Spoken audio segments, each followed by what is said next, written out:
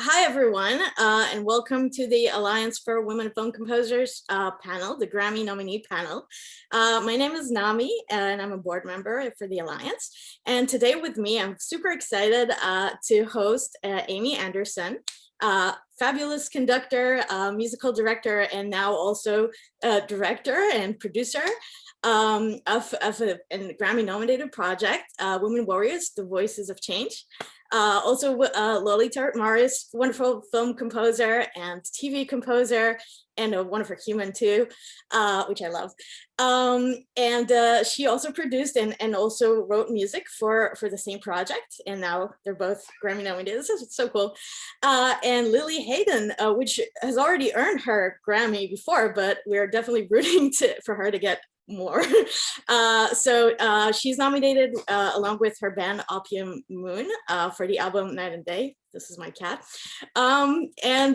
Congratulations to all of you. I'm really excited to ask you a lot of questions because I have no idea how all of this works with Grammy and stuff.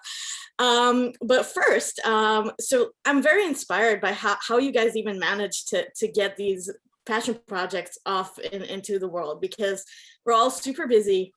And I know you all have so much on your plate, working on TV, working on film, doing concerts. So could you please sort of tell me how you got the idea? I know, Amy, you started with this idea in 2017. So sorry about that. How did you start with that? And how did you recruit all the composers and Lolita? And can you talk a little about that? Sure. Well, yeah, it was a real passion project, and the genesis for it all came to me in a dream and kind of a vision. I saw it in its complete state, and I had a dream, sort of a vision where Fannie Lou Hamer spoke to me, and I took that as a sign that, you know, I needed to be working on this. And I woke up one morning and I heard Women Warriors, The Voices of Change. So I said that came to me, and so I'm obligated, and it's a responsibility for me to follow through. So I set out for 2 years and researched archival footage in the Library of Congress and every single depository of archival footage and photographs, and studied very deeply and the granular detail of women's history, global women's history over 700 years. And I didn't even know where the project was leading to, but I did all this research, and I started hearing music, and I started looking at photographs, and I thought, I don't know, but I'm just going to create a documentary about this. I'm so moved about the women that I'm discovering. And then I did the 70-minute documentary feature, and it was silent because I did it patterned off the great silent movies of the 1920s. And I used title cards, but I certainly knew from the very beginning that music would form a very important part of this, that the visuals and the music were to go together, that there would be no underscore, that it would be a dance of two parts to equal a whole. And so, you know, all the composers I had met in LA through my travels to LA when I was touring, and I listened to a lot of the music. I sort of listened online to their website. So that's a good thing for composers. Always have as many cues as you can online, because I was listening to the timbres, the colors, how they orchestrate, how do they use percussions, how do they compose for strings, what's their expressive language. And I sort of chose each composer, there are 8 of them, I chose them for the specific chapters, which I felt they would best probably express.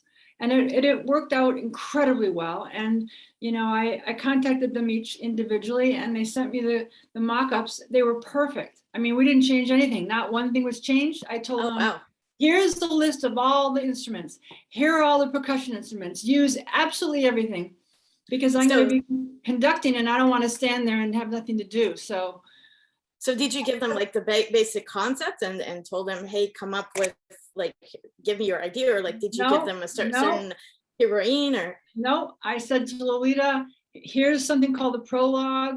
Here's something that we eventually called the long road. Isn't that correct, Lolita? And I just sent her this huge file, and I said, just go with it.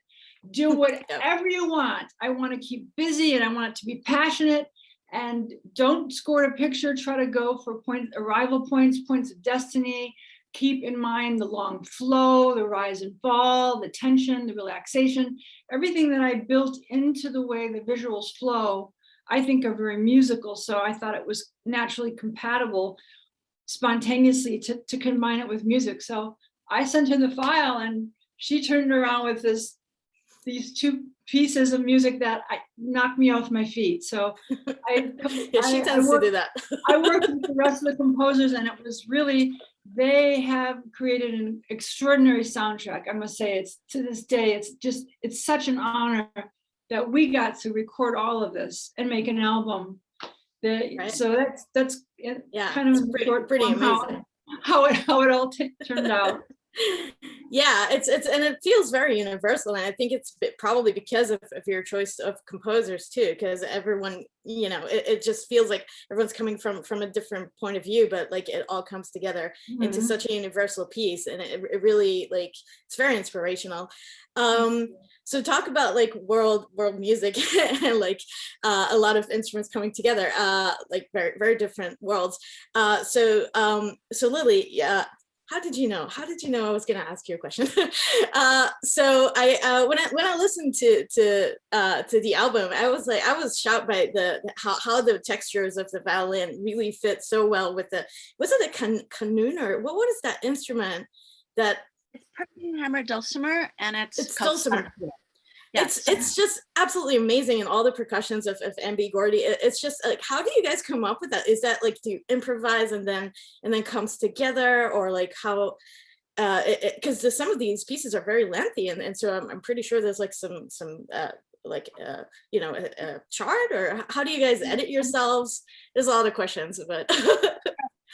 Well, the genesis of the band was really that in 2016, you know, the world changed, and it was really devastating for a lot of us. And facts stopped meaning anything, and words stopped meaning anything. And I have a long history of making albums and singing and making songs and stuff, but it was like none of that mattered anymore. And I just wanted to be the change that I wanted to see in the world. And so I had fallen in love with Hamid Saidi's beautiful Santur playing.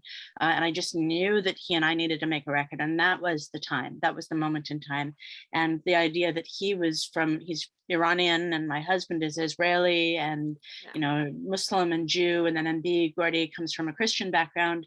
So we were bringing all of these strands together, and we just had this incredible chemistry. So there are themes that are written, but 90% of the music is improvised, actually. Wow. So it's really just, it's kind of a magical inception of you know, sort of, we're all producers, we're all composers. I'm the only one who's really sort of focused on working in media and TV and film right now, but I mean, right.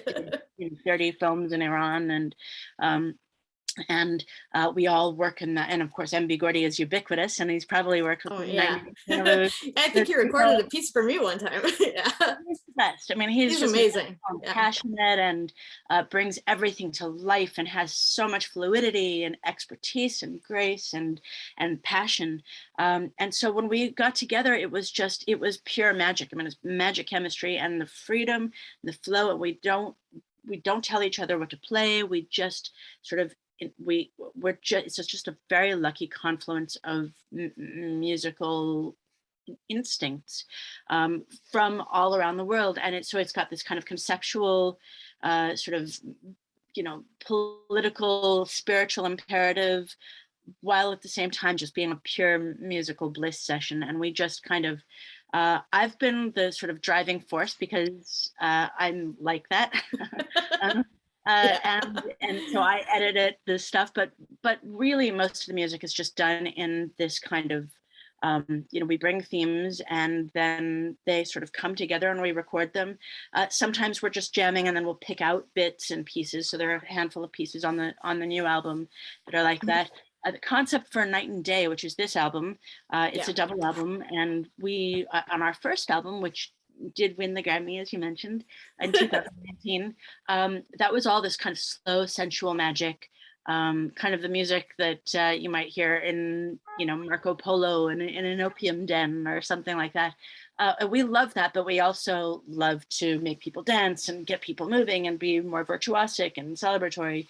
So we recognize that making albums that set a tone, that create a reality was really what we wanted to do. So we put all of the slow stuff on one and all the up-tempo stuff on the other and called it Night and Day. And so it sort of evolved very naturally. And then I actually ended up mixing it. And oh, wow. I put a bunch of, the second record, this one, we had some help from a wonderful mixer named Jeff Gartenbaum. But I do. Oh, Jeff. Oh, God. I love Jeff. I did most of the mixing on the preliminary bits, and I mixed the first album myself. And I gave it to people who were much more accomplished and who actually know what they're doing. But there was something about it. There was like this unique perspective that that I had sort of coming from inside it, that's a little bit unconventional, and it just sort of created this world that hopefully, yeah, a magical world. It is. I mean, I was like transfixed by listening to the newest album. I'm like, wow, like totally. Right. It also, I mean, it does feel, sometimes it's meditative and sometimes, as you say, like it's kind of uplifting and like you can feel the rhythm. So I totally understand what you're saying. So yeah, a lot of collaborations there. So how do you guys like, I mean, this is a question for everyone. Like, how do you choose like what comes into your music and what doesn't make it into the album or into your piece or into the film, or when you work on something like that? Well, I can jump in. Yeah. It really depends on, of course, what the project is. And in the case of Women Warriors, having Amy's razor sharp focus on keeping her dream true to the dream was really the guiding force. It's almost like when, as film composers, when the narrative, when the story is our guide. Sometimes the visuals, but really truly the story of a film. And this, having something so epic as the story of all women throughout history, whose shoulders we stand on, is a pretty heavy. It's a heavy burden, but it's an important message to carry through. So. Amy, I had the great honor of working with Amy earlier when she chose a piece of mine to be performed at Carnegie Hall for another kind of social activist, wonderful project of hers. And so I think we had developed a little bit of a shorthand, and it was for my music. I mean, in this case, I'm here as one of the producers of the album, and very much, under Amy's umbrella. Mark Mattson and I both worked for Amy to get this thing recorded. We had this incredible concert that she did, and it was in New York.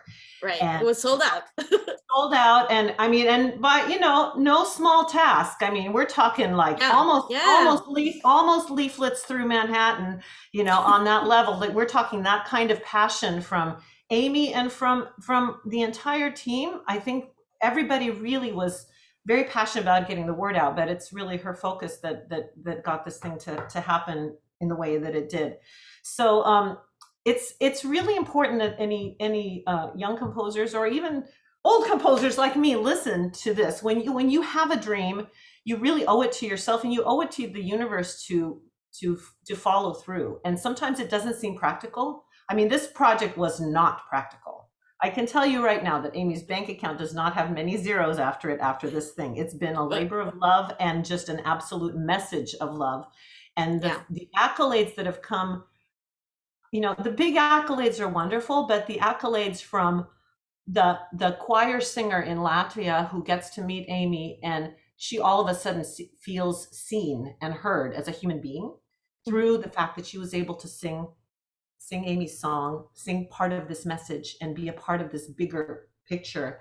It is very, very humbling. And it's, I certainly feel like, I'm just a little ant in all of this thing. And it's just a big one though. It's a dream. It's a lot of work. And I just encourage everyone, if you have a dream, you must do it, because it's not like these things are going to come to you. You're not going to have a situation where, oh yeah, would you like to work on this? And it's probably going to win a bunch of awards and Yeah, be so, like just do it. Be true to your art. Make it happen. Mm-hmm. Make your own opportunity is what you're saying. Like, absolutely. Push forward and. Mm-hmm. Okay, so how do you think, like, what's the best way, in your opinion, to like utilize your community, your contacts, your, like, how do you make something like that happen? Because as you're saying, like, there's no money, there's like mainly passion and love and like, people caring about. How do you get everyone to support you and to help you and even with this Grammy campaign, like everything, a lot of people are rooting for you. So how do you, what's the secret there? I mean, what's the secret? You're asking me? I'm asking you, yeah. Well, I mean, I started with this crazy dream 4 years ago, and Right. I just knew that I was not going to let go of it, no matter what. I was holding on to it tight. And I had a 2-year GoFundMe campaign, Mhm. and I raised money through that. And I asked friends, and I asked family, and I asked everyone, like, can you give us $100? And so I raised money over and over again. And then of course I had to put some of my own money into it too, but it's like the seminal project of my life. It wasn't about me, it's about the message, and that's going to live on past Grammy or not.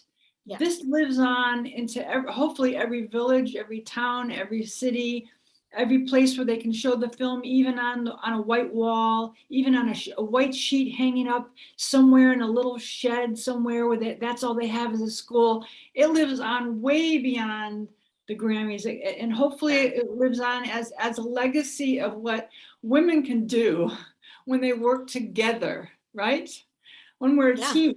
And it's someone told me, sometimes I cry, that's what everybody knows already, but someone told me when I was about 9 years old, I don't know who told me this, they said, decide what you love and invisible hands will guide you. And I never forgot that. And I felt when Fannie Lou Hamer came to me in a dream, those were the invisible hands. And I said, okay, I'm gonna do it, sorry. And so anyways, for every composer and every performer and everyone who starts a nonprofit or whatever your passion and your purpose, the hands will show up to guide you. You'll get a sign, you'll meet somebody serendipitously. It will be like, why did I meet this person? I think those are all great possibilities, and just never ever let go, because I broke every rule. None of this, should have worked with conventional wisdom, but I don't believe in conventional wisdom. I don't believe in any of that. And I think every rule should be broken. And in that sense, I'm a rebel. And I think probably all of us are, because who wants to be conventional? I mean, I know everyone to be that.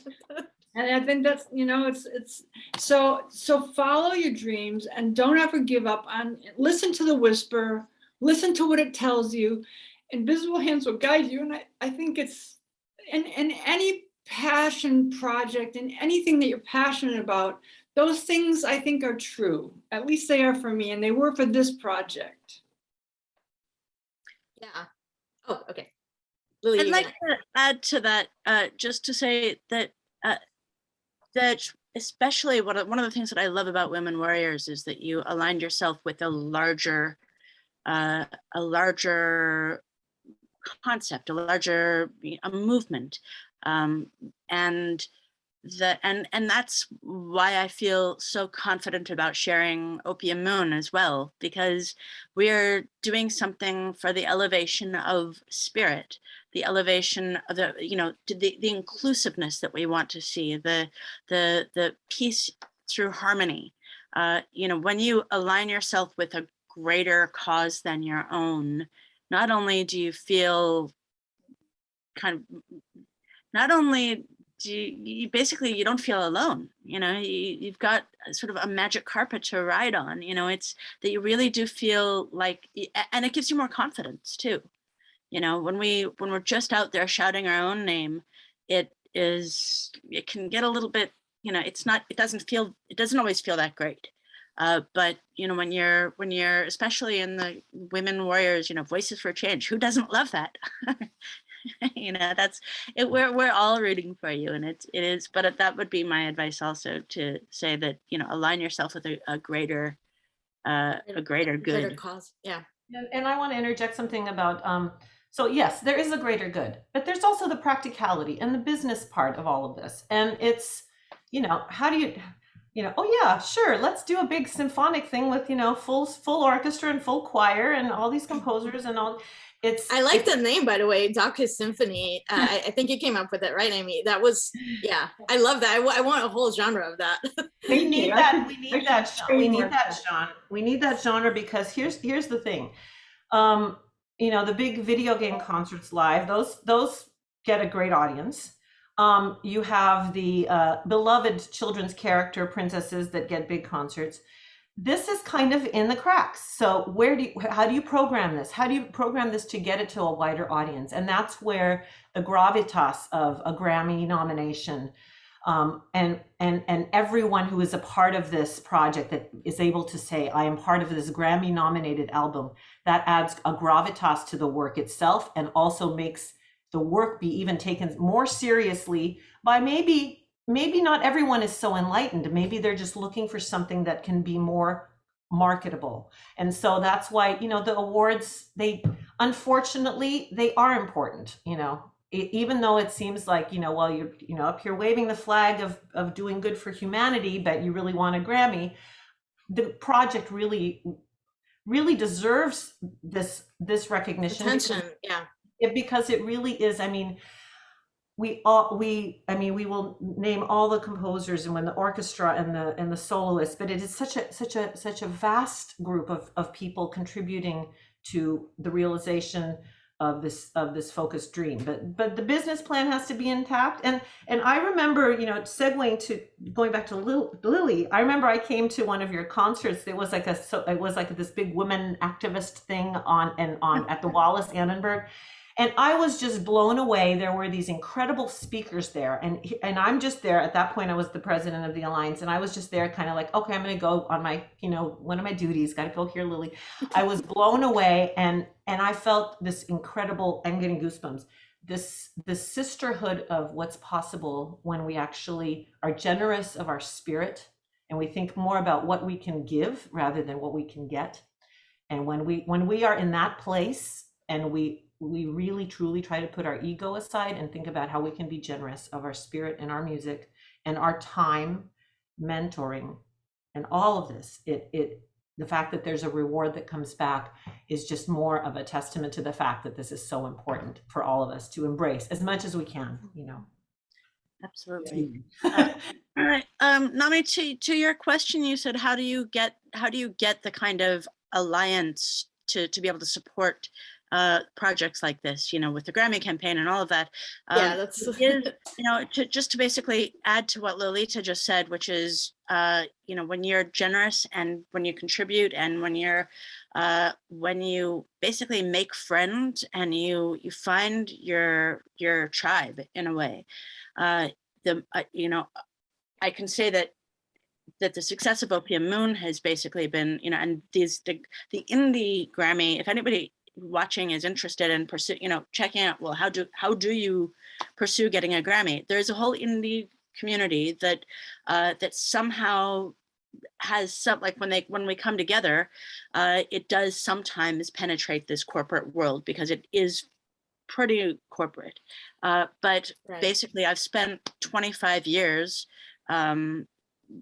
making friends and playing and singing for other people's award-winning projects.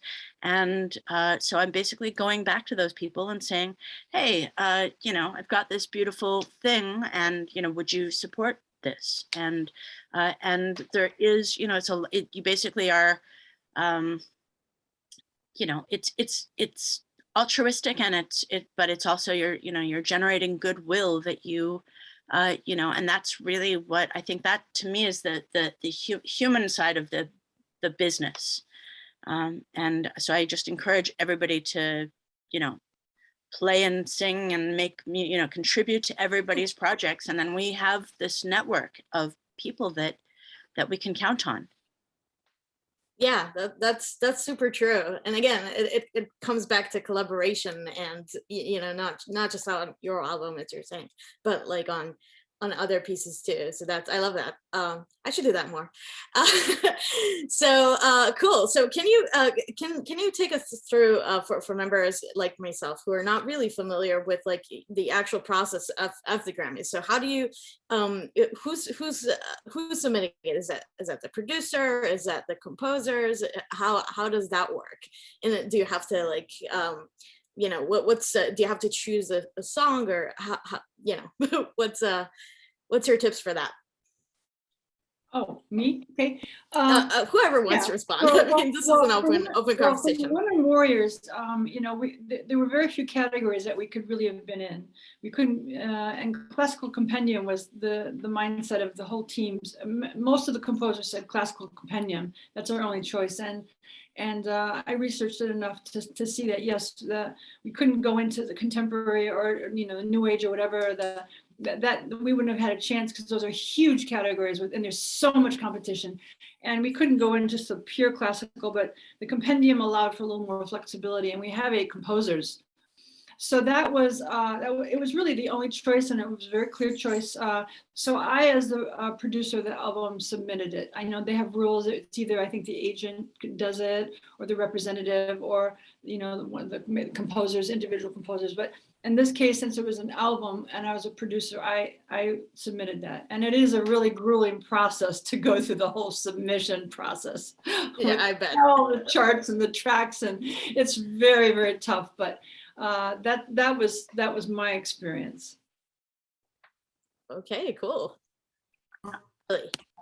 Yeah, we've mainly had record companies submit for us, but we actually submitted in world music and ended up in new age. Oh, so they moved you, or how? They moved us, yeah. Really? We thought we were world music, and they thought we were new age. But it turned out to be fine. And then we fought to stay in new age. Well, we didn't fight, but we hoped to stay in new age, because that seemed to be sort of a cross section of music that, even though it was an enormous pool, and this year all of the categories were, I think, like 3 times as many submissions this year as any other year. People were productive in 2020. Everybody who ever made a record made one in the pandemic. Yeah, that's what I'm saying. So and in New Age, we're actually every single nominee is a Grammy winner, previous Grammy winner. Well, you guys too, so. You know. Well, but it's they're sort of titans of the. It does feel a little bit David and Goliath-ish. Yeah. Well. But you know, it's like one person at a time. You know, if anybody is interested, there are these Facebook Grammy groups where people get together, and you've got to be invited. But any one of us would be happy to invite anybody watching. And you know, you basically make friends with people who are doing the same thing, and in the process you listen to a ton of amazing music, some of it not so great, but a lot of it's amazing that you would never come across. So even if it's not even about getting the, you know, a nomination or getting the win or any of those things, you're actually making friends. It's like, it's one of the, especially in this time where we can, you know, barely show up in person. It's really sort of heartwarming to feel this web of community, of, you know, like people who are making beautiful music, and you get to just realize, you know, being a musician, being a composer, being, you know, this is really, it's one of the luckiest things in the world. That's true, especially in our field of work, where you sit in front of your computer all day long, and, you know, if you're working on a show or something, and it's just you. So having that, like, you know, feeling of a community is so important. Yeah. You know, especially just in your, Lolita, you were gonna say something? I was just gonna say there's an awful lot to learn about NARIS, and I think if you are interested in being a recording artist, it's wise to join and learn as much. I mean, every year the rules are a little bit different. I know that this project alone, it wasn't only classical compendium. Most of us, the composers, several of us also submitted, you know, we submitted for best instrumental composition, best contemporary, some were in best contemporary classical composition. There was best, the big categories that there's no chance at, but you're on that list. Best album, best song. So at that, those were all, and there's something really powerful about just having that many women having their works represented in those different categories, because as members, we cannot vote for whatever we want to vote for. There's actually, you pick, out of what is it, like 15 basic big categories, you can only pick 3, and then within those categories to vote. So it's quite complicated, and I think that it would be really wonderful for the Alliance to give some sort of a ins and outs of how to do the Grammys, because it is complicated, and it's their rules. It's not, you can't kind of do whatever you want to do. I guess you can try, but it's, they are it's an evolutionary process, so I think it's hard to listen to everything. People send stuff through social media. And again, I think what Lili says is really the key. It's if you can, it's not just, hey, I'll vote for you, you vote for me. It's like, let me hear your music. So I got acquainted with a lot of classical music that I did not really even know, because of the fact that I knew, well, for sure I'm going to vote in the classical category because that's the category that the album's in. So it's a great way to get to know new people too. So yeah, just go for it. Lili, you're muted. And it's also wonderful because I've met some people that I plan to collaborate with, in the process. This is really, it's a way of networking, and it's also a way of getting people to hear your music who would otherwise not have an occasion to hear your music. That was another, was weighing whether or not we wanted to do this campaign again, because it is time consuming and we're all busy, as you said. I thought, well, this is a vehicle, it's a vehicle by which you get, it, in the best case scenario, you win, and it is that stamp of legitimacy that gives gravitas to, to a project that's born of love. But it's also a way of getting people to be aware of you, and you just don't know. And that's the one thing I can say, having grown up in this business, is you just don't, you show up, you give everything, and you don't know where it will lead. It may, you just never know. And it's the invisible hands. If you look at everyone like an angel that is guiding, that's a gift. Sometimes a gift to say, don't do this, but often it's, being led by these invisible hands, as Amy said, and it has been a wonderful network. I would just say that because the rules have changed a lot, people who are considering, who are listening, who are considering, being a member of NERIS and submitting their music, I'd say, even though we were actually submitted in 4 categories, 4 or 5 categories. And I had a solo record out earlier this year that was also in 2 categories. When I found out that they had changed the rules where you were only allowed to vote in 3 categories, I realized that if I talked about more than 1 category, it would cannibalize my support, and I'd have to basically choose. I just had to choose 1 category to, and I know people who had wonderful projects, but they were basically promoting a couple of different categories, and they didn't prevail in either. So I would just recommend, even though it feels kind of minimizing in a way, pick a category and stick with that one. Run with it. Yeah, as you're saying. Yeah, that's all very useful information, and I think your experience is like invaluable. So thank you all. There's a question from the audience. So whoever would like to answer, or all of you, what was the biggest obstacle you had to overcome in working on your albums? So I'm pretty sure there were a few big obstacles. Well, when I decided after the live concert that, the music was so incredible, and I said to Lolita, we've got to record this. This can't just be a live concert. We've got to get this right forever somewhere.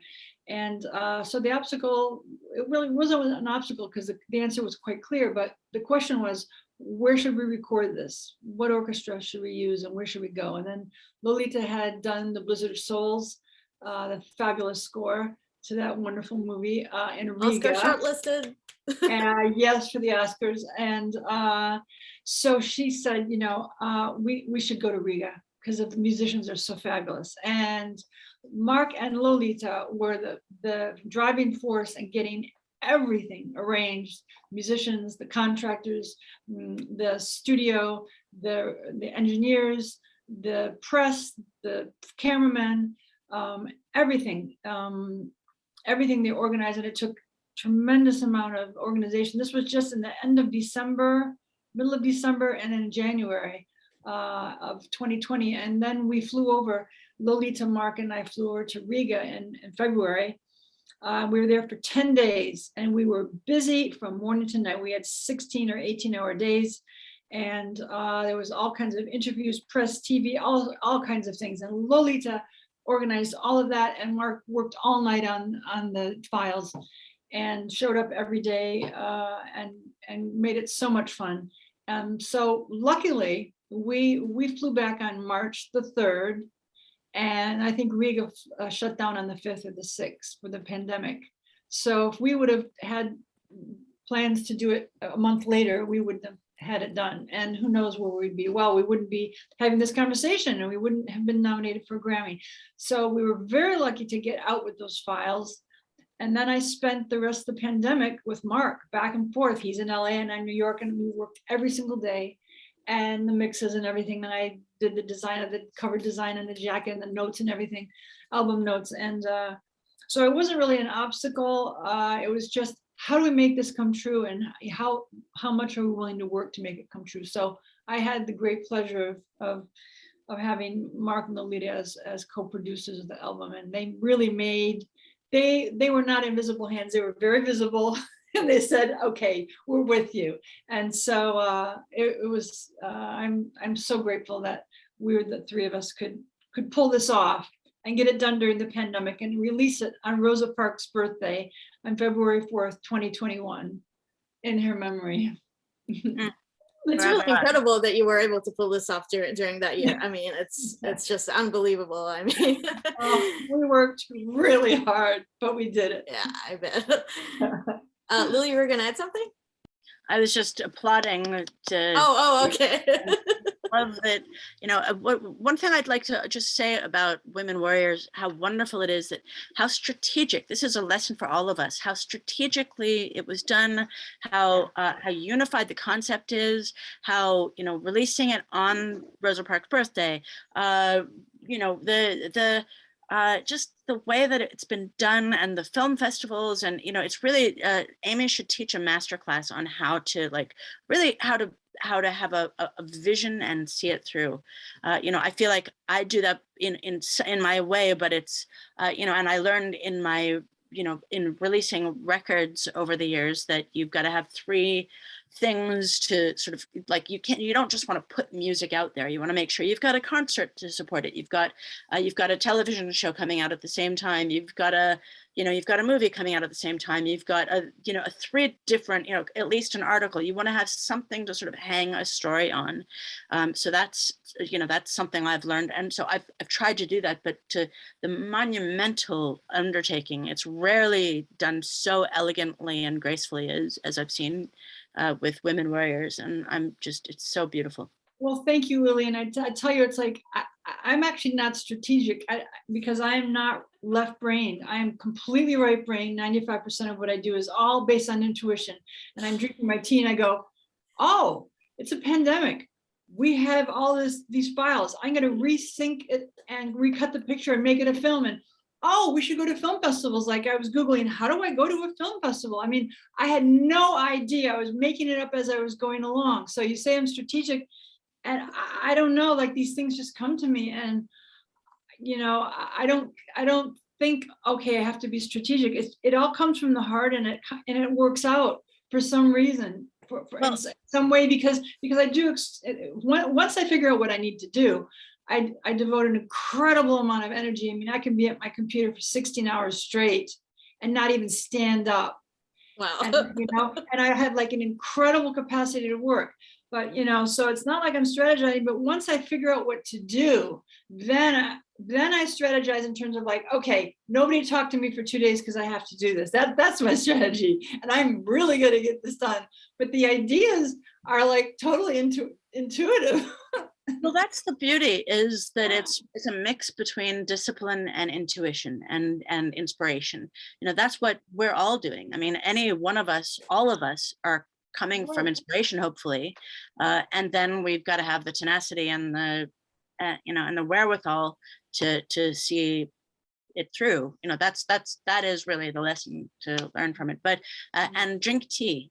Yeah, it sounds like you've got something in your tea. Yeah, I want that. Coffee until noon and then green tea all day. And I wanted to add something, that there was a very big sense of responsibility. I mean, Amy was on the podium, but when I was in the booth with Mark and the other engineers, you know, each piece, you know, when we're recording Miriam Cutler's piece, or Sharon Farber's piece, or Nathalie Bonin's piece, or Anne-Catherine Dern's piece, Penka Kuneva's piece.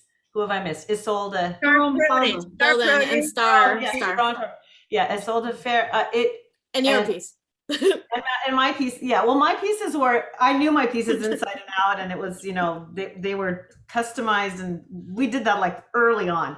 But just the responsibility, and also the great joy of working with that music, and some of the soloists themselves. You know, Sharon sang on her own one of the pieces, and Nathalie played on Penka's piece, and of course Isolde, and everyone had some things that they contributed also in their own studios, which then had to be weaved in.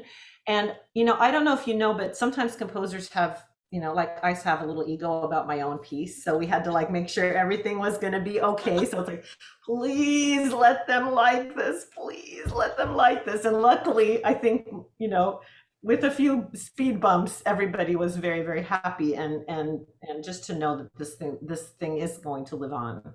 So just having that respect, and also Jillian Hastert, who was recorded in New York, the solo vocal, and the choir was recorded earlier at a different session. So putting all these things together, I just think, you know, we're really going to scare the people listening to this now. It sounds like, why? So hard, you know, but it was quite a task. So, you know. Yeah, I mean, for instance, I took all the parts. I mean, I took all the parts from Lincoln Center, which I had all copied and bound together, and I did everything myself, and I took all the bowings and the changes that the musicians had written, and then we printed new parts, and I had them.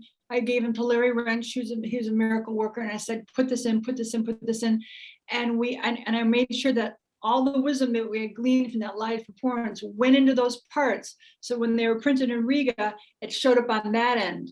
And so then the turnaround is that they're in the parts now, and we go on live tour someday, they'll also be carried with us, you know, through that whole experience. So I felt an incredible responsibility when I was in, of course, in Lincoln Center, to do these pieces, and then to go with Lolita and Mark in Riga to do the absolute best to my ability to hear things and to communicate to the musicians, and to bring out the absolute brilliance in each piece. I mean, I felt I'm in service to the music, and I was like, oh my gosh, I have such a job to do. And so I was so glad that you two were in the sound booth. Lolita and Mark were in the sound booth. We had fabulous engineers, but then I was out there and I was like, oh my God, I have to really pull this out of my hat. I've got to make this music the sound the absolute best. And so, you know, it was a lot of pressure. I take it very seriously. It's, you know, it is a big responsibility. It's a big job, and I was like, oh my God, I hope they don't kill me. I'm trying so hard. One other thing to keep in mind, if you can, which I didn't do in the early part of my career, but collect assets. As silly as that seems, it really is important for people that are shy, and I really am shy. I don't seem shy, but I am shy. It's important. So I insisted with Amy that we do one session where the entire orchestra is present, even though we spent days of separate, you know, just woodwinds. Yeah. So you had one session where it's like we couldn't even fit everyone. I think we reduced the percussion a little bit just so that we would have. We reduced the string. Yeah, we had a visual of, and it's like, I think they should wear black so that it kind of looks cooler. You know, it's that kind of, it's like, and they played and they had such a great time because they had only been playing the, you know, the strings only knew their parts and the woodwinds only knew their part. And at the end of the week, we had this day of, you know, press and cameras and videos. Six cameras, so cool. 6 cameras and a team of 4. Yeah, and I never would have thought about doing that. You know, because I actually am a little bit shy too. And it's like they had cameras on me and then giving me an interview and I'm starting to cry because I get so emotional. I'm also shy and sensitive. So I was so grateful that Lolita was like leading the brigade because it wouldn't have occurred to me to do any of that. And so speaking of the assets, we went home with press articles and all kinds of links and footage, which we used. And it's like, thank goodness, right? Lolita, yes. Thank you so much. I would have gone there and come back. And thank you to all, thank you to everyone who's been a part of this album and who's peripherally part of this album, who's very integral part of this album, for all the amplification, for the calls, the emails. Thank you to Lili for amplifying Women Warriors. I love amplifying your work. So there's so many thank yous, and that's just really important. You know, if we all help each other, it's all going to be great.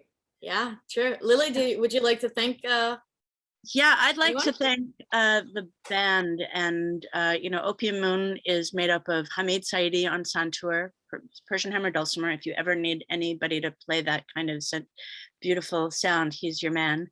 MB Gordy, Itai Disraeli, my partner, my husband, and Jeff Gartenbaum and Lucas Faring, and who helped record it,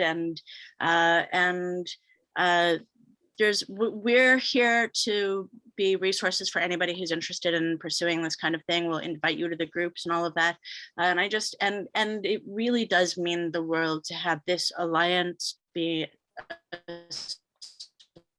to help, you know, to elevate us all, really. And anybody who is interested, you know, who is a voter, you know, thank you for considering us. We really, it really helps because the spirit of this music is coming from so much love, and it really does help when women composers are elevated. You know, it does help the cause. Thank you.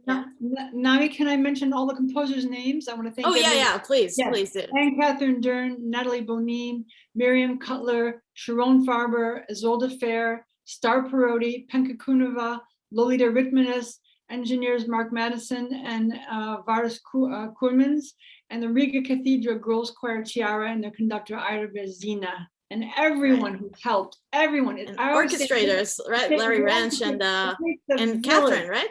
Yes, it takes so much energy, and so thank you all from the bottom of my heart. And it's a thrilling project, and it's going to go on for years and do some really good work in the world. And also, I'd like to thank White Bear for being so supportive to both of these projects. Chandler and Thomas, they've been part of it from the start. You know, Alliance for Women Film Composers, and it's really so great to feel supported and seen. Thank you. All right, thank you everyone, and thank you for the attendees, and you know, for you guys for sharing. I mean, I'm going, like, you know, tonight, I'm going home, but I'm actually home, but like, I'm going home with so much inspiration. I can't, like, thank you so much. This has truly been like a wonderful, wonderful talk. For our attendees, we have more, this will be posted on our YouTube channel for the Alliance for Women Film Composers. Our website is the AWFC.com. And if you're not a member, please join. Thank you everyone, and have a great evening.